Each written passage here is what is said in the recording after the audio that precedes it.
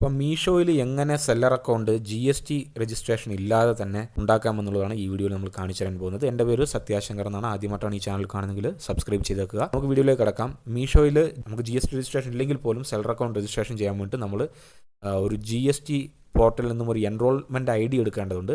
അതെങ്ങനെയാണ് എടുക്കേണ്ടത് എന്നുള്ള കാര്യം ഞാൻ നേരത്തെ ഒരു വീഡിയോയിൽ ചെയ്തിട്ടുണ്ടായിരുന്നു. അതിൻ്റെ ലിങ്ക് താഴെയും കൊടുത്തിട്ടുണ്ട്, മുകളിൽ ഐ ബട്ടണിൽ നിങ്ങൾക്ക് കാണാൻ സാധിക്കുന്നതാണ്. ആ ഒരു എൻറോൾമെൻറ്റ് ID നമ്മളുടെ കയ്യിലുണ്ടെങ്കിൽ അത് വെച്ചിട്ട് നമ്മൾ സെല്ലർ അക്കൗണ്ട് എടുക്കാൻ പോവുകയാണ്. അപ്പോൾ അതിനുവേണ്ടി നമ്മൾ ഏറ്റവും ആദ്യം സ്റ്റാർട്ട് സെല്ലിംഗ് എന്ന് പറയുന്ന ഓപ്ഷനിൽ ക്ലിക്ക് ചെയ്യുക. ഇത് ഏത് വെബ്സൈറ്റ് ആണെന്നുള്ളത് താഴെ ഞാൻ ഡിസ്ക്രിപ്ഷനിൽ കൊടുത്തിട്ടുണ്ട്. അവിടെ ചെന്നിട്ട് നമുക്ക് ഈ ഒരു ഓപ്ഷൻ കിട്ടുന്നതാണ്. മീഷോയെ പറ്റി പറയുവാണെങ്കിൽ 11 ലക്ഷത്തിലധികം സപ്ലയേഴ്സാണ് ഇന്ത്യ മുഴുവനും ഉള്ളത്. 19,000-ലധികം പിൻകോഡ്സിൽ ഡെലിവറി സപ്പോർട്ട് ചെയ്യുന്നുണ്ട്. ഇന്ത്യ മുഴുവനും ഉള്ള കോടിക്കണക്കിന് ആളുകൾ, എസ്പെഷ്യലി സ്ത്രീജനങ്ങൾ ഒട്ടേറെ ഉപയോഗിക്കുന്ന ഒരു വെബ്സൈറ്റാണ് മീഷോ. 24 മണിക്കൂറും ആക്റ്റീവായിട്ടുള്ള ഒരു വെബ്സൈറ്റാണ്. 700-ലധികം കാറ്റഗറികളിൽ നമുക്ക് സെല്ല് ചെയ്യാൻ സാധിക്കും. ഏറ്റവും ആദ്യം ഈ ലെഫ്റ്റ് സൈഡിൽ നമ്മുടെ മൊബൈൽ നമ്പർ എൻ്റർ ചെയ്യുക. മൊബൈൽ നമ്പർ വരുന്ന OTP ഇവിടെ എൻ്റർ ചെയ്ത് കൊടുക്കണം. ഇമെയിൽ ID മൂന്നാമത്തെ കോളത്തിൽ എൻ്റർ ചെയ്ത് കൊടുക്കണം. പിന്നെ ഒരു പാസ്വേഡ് സെറ്റ് ചെയ്യണം. അതിനുശേഷം ഇത് ഏറ്റവും താഴെ ക്രിയേറ്റ് അക്കൗണ്ട് എന്ന് പറയുന്ന ഓപ്ഷനിൽ ക്ലിക്ക് ചെയ്യണം. അപ്പോൾ അടുത്ത സ്റ്റെപ്പിൽ നമുക്ക് 4 ടാബാണുള്ളത്. ഏറ്റവും ആദ്യത്തെ ടാബിൽ ടാക്സ് ഡീറ്റെയിൽസ്, രണ്ടാമത്തെ സ്റ്റെപ്പിൽ പിക്കപ്പ് അഡ്രസ്സ്, മൂന്നാമത് ബാങ്ക് ഡീറ്റെയിൽസ്, പിന്നെ സപ്ലയറിൻ്റെ ഡീറ്റെയിൽസ്. ഇത്രയും കാര്യം ഫില്ല് ചെയ്തേണ്ടതുണ്ട്. അപ്പോൾ അതിൽ ഏറ്റവും ആദ്യത്തെ സ്റ്റെപ്പ് എന്നുള്ളത് നമ്മുടെ ടാക്സ് ഡീറ്റെയിൽസ് ഫില്ല് ചെയ്യുക എന്നുള്ളതാണ്.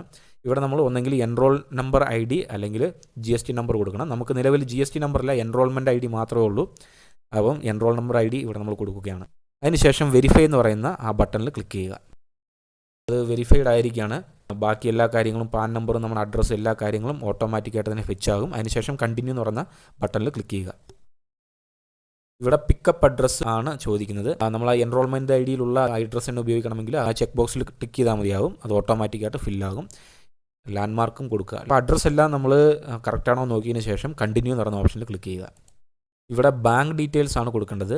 ആരുടെ പേരിലാണോ ഈ GST എൻറോൾമെൻറ്റ് ID ഉള്ളത് അയാളുടെ തന്നെ പേരിലുള്ള അക്കൗണ്ട് നമ്പറാണ് ഇവിടെ കൊടുക്കേണ്ടത്. അക്കൗണ്ട് നമ്പർ, IFSC കോഡും എല്ലാം കൊടുത്തതിന് ശേഷം വെരിഫൈ ബാങ്ക് ഡീറ്റെയിൽസ് കൊടുക്കുക. അപ്പോൾ വെരിഫിക്കേഷൻ ഇസ് ഇൻ പ്രോഗ്രസ് എന്നാണ് കാണിക്കുന്നത്.